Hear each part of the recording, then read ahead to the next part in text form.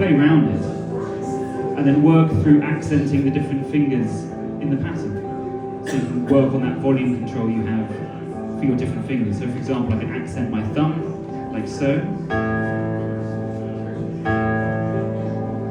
And that's pretty straightforward.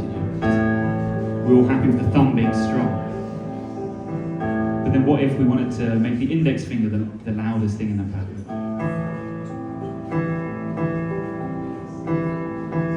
We have a slightly interesting rhythmic feel all of a sudden, accenting something that's off the beat. And then the middle finger.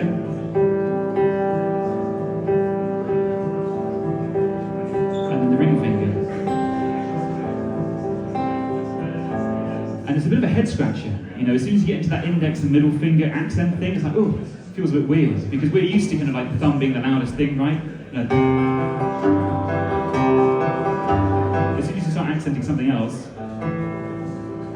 it feels a bit awkward, but it's really fun to be able to do it. Because then you can shine a spotlight onto a different part of your playing, if there's a melody there, for example.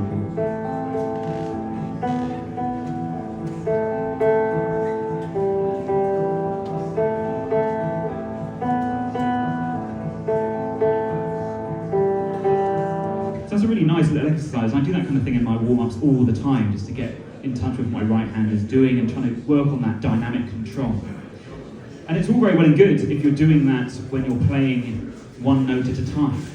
But what if you're playing all of the notes at the same time? What then? What on earth then? So you could have something like this. A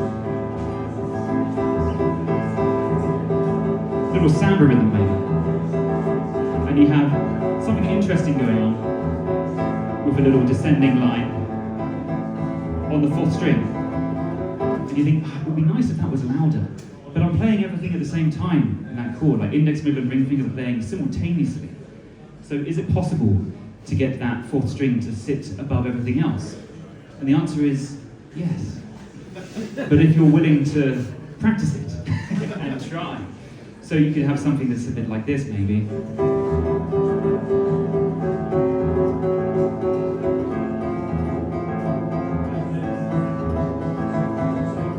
And suddenly the fourth string is at the top of the mix again.